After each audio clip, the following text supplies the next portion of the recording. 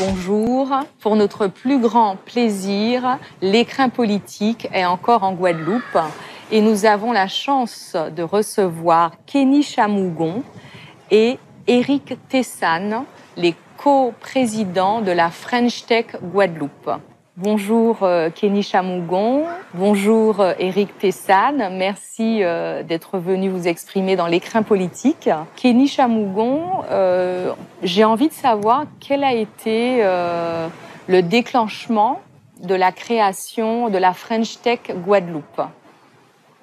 D'abord, qu'est-ce que la French Tech, hein? La French Tech, c'est un mouvement national, mais surtout international, qui est porté par le ministère de l'économie et qui tente maintenant à favoriser, à développer, à légitimer des écosystèmes sur tout ce qui est innovation et tech. 2020, un appel à projet a été lancé sur le territoire national pour labelliser des écosystèmes vis-à-vis de ce label qui est la French Tech. Et tout naturellement, Éric Tessane et moi, nous avons travaillé ensemble sur ce projet pour déposer cet appel à projet.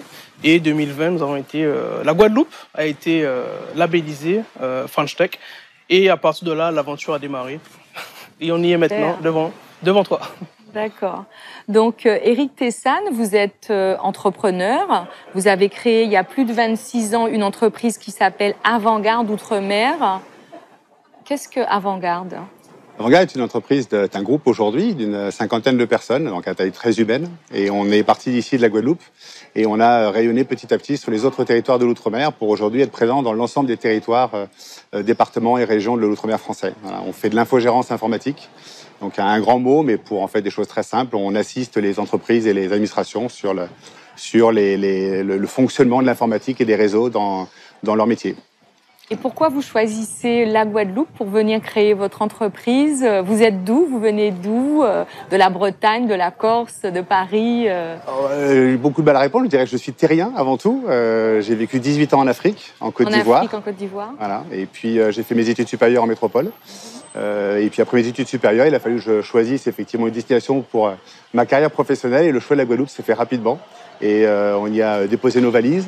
Mes enfants sont nés ici. Et c'est vrai que voilà, c'est un grand plaisir au quotidien, renouvelé tous les jours. Et en Côte d'Ivoire, vous faisiez quoi ? J'étais tout petit. Hein, c'était mes parents et mes grands-parents qui étaient présents là-bas. Et j'ai fait toute ma jeunesse jusqu'à 18 ans, jusqu'à l'obtention de mon bac. Une enfance en Côte d'Ivoire. Tout à fait. D'accord. Ouais. D'où après peut-être le besoin de venir construire sa vie au soleil. Très certainement, sans aucun doute.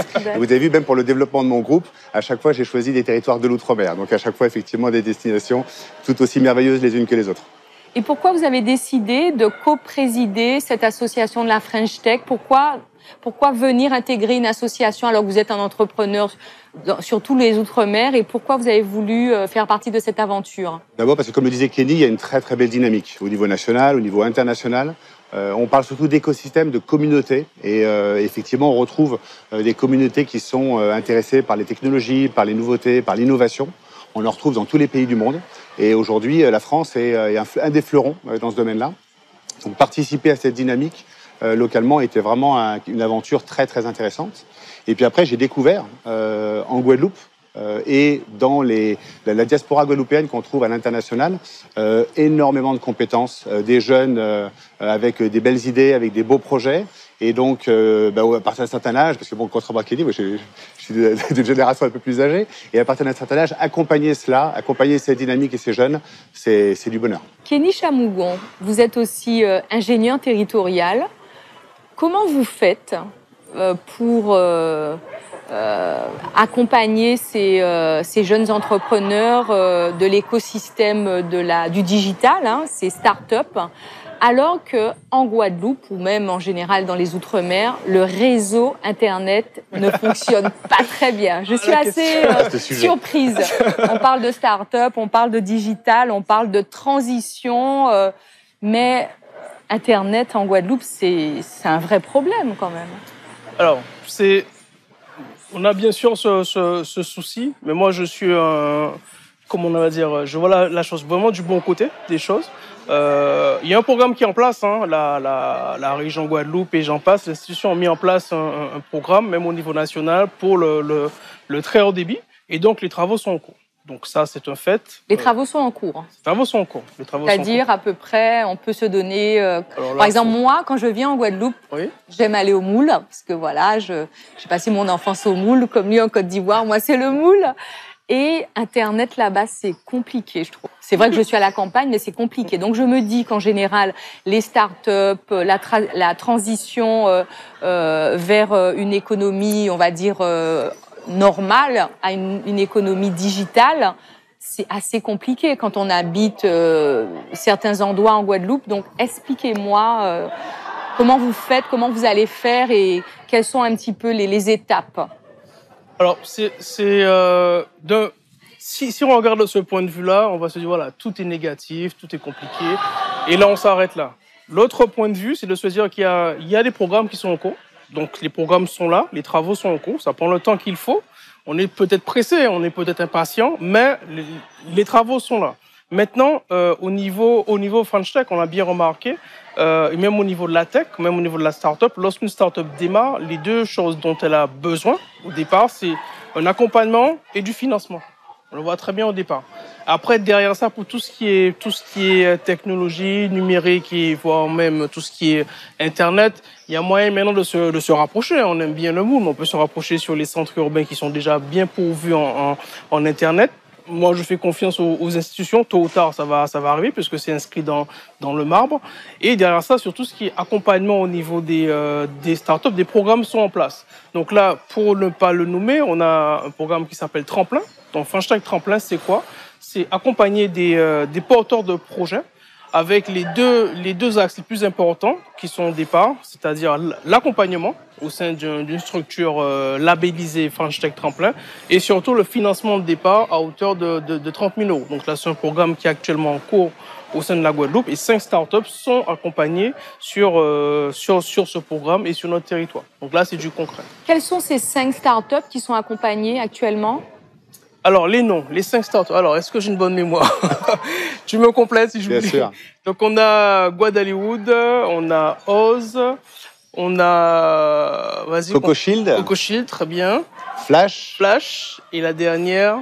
Ah, j'ai pas de mémoire aujourd'hui. Alors, c'est que le nom a été mal choisi. Il va falloir retravailler le marketing pour qu'on le retienne plus facilement. C'est ça. Ouais, d'accord. Donc, vous les accompagnez depuis le début sur la recherche de financement et la stratégie de développement, c'est ça? C'est-à-dire chaque start-up est incubée. On appelle ça une incubation qui est suivie par des structures locales. D'accord. Donc, le programme Tremplin, qu'est-ce qu'il a fait? Il y avait deux axes sur le programme Tremplin. C'est de sélectionner des incubateurs locaux qui sont en charge d'accompagner des startups. On en a 6 qui ont été labellisés. Et après, après avoir sélectionné les incubateurs, sélectionner maintenant les startups. Donc, il y avait bien sûr un programme, un jury, un appel à projet.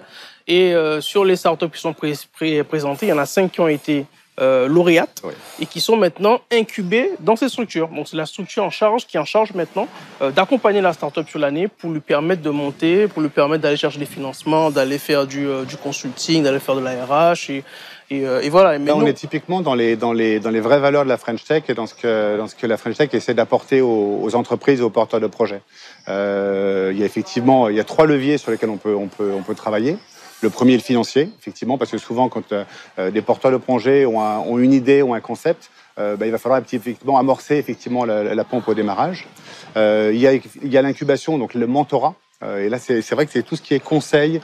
Ils ont besoin effectivement de retour d'expérience, et c'est des choses sur lesquelles effectivement la French Tech nous donne des outils et des moyens pour les accompagner sur ces développements. Et puis il y a une sensibilité particulière à la diversité. Sur le French Tech Tremplin, on est très sensible aux origines.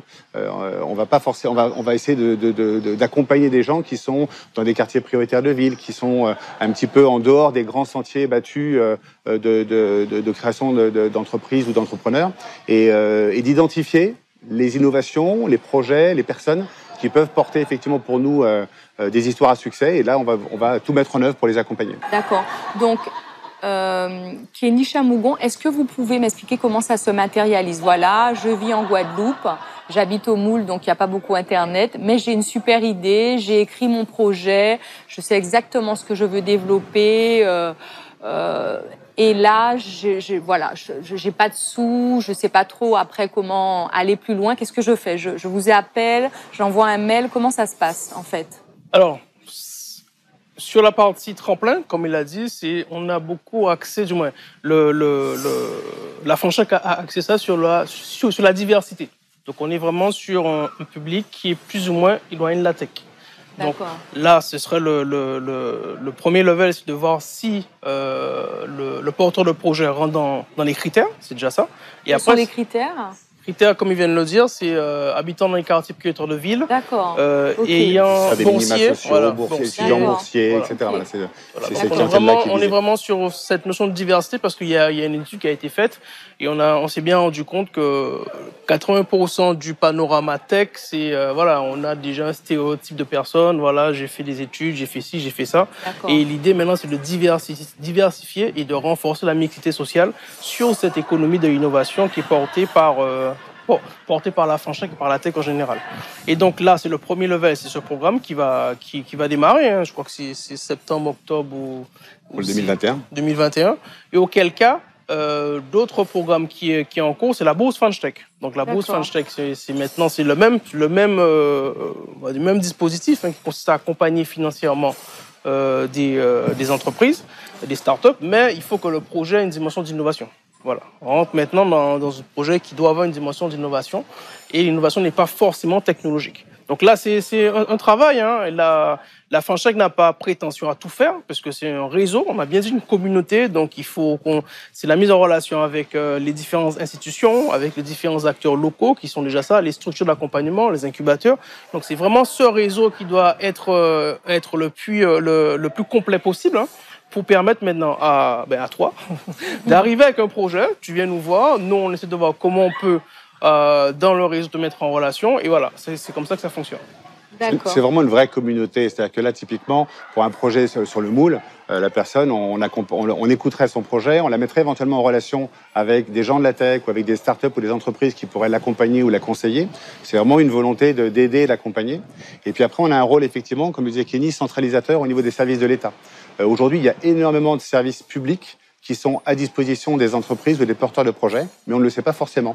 Et donc, on a un rôle effectivement de mise en relation, de prise de rendez-vous pour les porteurs de projets, de définition effectivement de tout du champ des possibles en termes d'accompagnement de l'État. Il y a des services et des expertises de l'État qui sont très intéressantes et auxquelles on ne pense pas forcément quand on monte son projet au départ. D'accord. Donc vous communiquez comment? Vous êtes sur les réseaux sociaux, donc Facebook, un site internet. Facebook, site internet. Voilà. On est dans la tech, donc on essaie quand même d'utiliser tous les moyens. Mais en fait, ce que j'essaie de savoir, c'est comment il prend l'information. Vous faites des émissions à la télé, on peut vous voir. Mais je veux dire, est-ce que vous avez eu l'occasion de passer sur les différents médias, on va dire, locaux pour promouvoir la French Tech? Tout à fait. Lorsqu'il y a les différents appels à projets, les médias locaux nous font l'honneur de relayer, puisque au moins c'est du positif. Hein, et on est surtout sur un côté extrêmement bénévole, il faut le souligner aussi. Et deuxièmement, pareil, on a des relais sur les réseaux sociaux, donc Facebook, Instagram, et notre site internet www.lafranchitechguadeloupe.fr. Donc voilà, on est présent un petit peu partout, on essaie de diffuser autant que faire se peut, mais ne pas oublier aussi que c'est un côté bénévole. Voilà. Donc, il y a un gros sur ce sujet, on a également un grand maillage sur le territoire de la Guadeloupe, avec de nombreux partenaires. Le village Baïséa, par exemple, qui peut incuber, qui peut accompagner des entreprises, nous accueille également pour faire des événements. On a reçu dernièrement le ministre du numérique qui est venu en Guadeloupe. J'allais en venir, et j'allais vous dire justement que vous communiquiez très bien, parce que je vous ai découvert parce que vous avez reçu Cédric O, qui est le secrétaire d'État chargé de la transition numérique et des communications électroniques. Et donc, j'ai suivi tout cet événement via le digital, en étant en hexagone. Donc, c'était plutôt intéressant. Et justement, j'allais vous poser la question en recevant Cédric O, ce ministre. Qu'est-ce qu'il vous apporte? Qu'est-ce qui va vous apporter la conclusion de l'événement? Enfin, vous en êtes où? Je vais peut-être laisser Kenny répondre à ça, mais je veux juste là-dessus appuyer sur l'importance effectivement du numérique et du digital. On parle beaucoup de transformation numérique, d'accélération digitale, d'autant plus en période de crise sanitaire dans un contexte économique très compliqué en ce moment. Et c'est vrai qu'on est bien, et le ministre nous l'a bien partagé, on porte un espoir, on porte vraiment un enjeu dans le rebond économique qui peut avoir lieu dans tout le domaine d'activité confondu, que ce soit dans le bâtiment, que ce soit dans le tourisme, que ce soit dans les métiers de tous les jours. Le numérique et le digital ont un vrai rôle à jouer. On s'aperçoit aujourd'hui que c'est un secteur dans lequel il y a encore des embauches, du recrutement, de la création d'emplois. Donc on est bien conscient, et c'était important de recevoir le secrétaire d'État dans ce contexte-là des enjeux pour le territoire. Et il y a beaucoup à faire. Alors je vais laisser Kenny parler un petit peu de l'accueil de Cédric O. Il n'était pas là, il nous avait abandonnés, il était en vacances. Donc on a dû faire sans lui. Donc déjà une très grande fierté déjà d'avoir pu recevoir le ministre. Hein. Et déjà beaucoup de fatigue suite à ça, puisque c'était un protocole qui était assez compliqué, sanitaire et j'en passe. Mais moi, ce que je retiens, c'est déjà le fait qu'il soit venu pour nous légitimer. C'est déjà ça, le fait de légitimer une communauté de bénévoles. Pour moi, c'est déjà un point positif. Deuxième point positif, il a fait une annonce officielle en Guadeloupe. Donc, un appel à projet pour le Community Fund, hein, qui est un outil de cofinancement qui est mis en place par la French Tech. Donc, il a fait l'annonce officielle en Guadeloupe, qui a été reliée au national et à l'international. Et troisièmement, il a fait en direct aussi l'annonce du fait qu'on soit lauréat d'un appel à projet qui a été lancé au mois de juillet, je crois. Ouais. Juillet. Et sur cet appel à projet, on a 3 grosses actions à dérouler sur l'année à venir. On va détailler tout à l'heure ce projet, mais pour continuer sur la visite du ministre, les 2 choses que j'ai bien retenues dans son discours, il parle de marque territoriale. Il nous a bien fait comprendre que il faut vendre l'outre-mer et vendre la Guadeloupe singulièrement comme étant un lieu où on peut télétravailler avec un cadre de vie vraiment très agréable et donc amener... Si on a Internet. On aura. Parce que moi, je veux bien travailler du moule. Internet. Je veux bien travailler du moule, mais il faut que j'ai Internet. Mais tout ça se construit. C'est une construction. On peut pas se lever et commencer à courir. Il faut se lever, il faut marcher, il faut commencer à trottiner. Après, on va courir. Moi, ce sont des choses qui vont arriver. Donc, au lieu d'être arc-buté sur un truc qui fonctionne pas, il y a d'autres choses à faire derrière. À peu près quand ça va arriver? C'est déjà en cours. Hein. Il y a déjà beaucoup d'améliorations au niveau des infrastructures réseau en Guadeloupe, hein, et dans les restes de l'outre-mer. On a des territoires d'outre-mer qui sont aujourd'hui très bien couverts. Après, il y a une disparité selon les régions, selon les zones. Mais aujourd'hui, quelles sont les régions les plus couvertes, les mieux couvertes? Bien sûr, les régions où il y a le plus d'habitants et où il y a le plus d'entreprises ont été privilégiées par les opérateurs pour développer la fibre. La région Guadeloupe, ces dernières années, beaucoup œuvré pour le développement au niveau des lycées, par exemple, qui sont aujourd'hui tous quasiment connectés en très haut débit. Donc il y a vraiment des efforts qui ont été réalisés ces dernières années.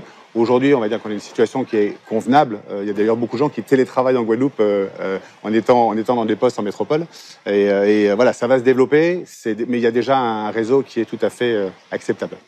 Merci Kenny Chamougon, merci Cédric, non pas Cédric, Éric, décidément, Éric Tessane, d'être venu vous exprimer sur l'écrin politique, et je souhaite longue vie à la French Tech et puis un déploiement du réseau Internet à la Guadeloupe, toute la Guadeloupe, même au Moule, à Sainte-Marguerite, n'oubliez pas. Merci. Merci à vous. Merci à vous.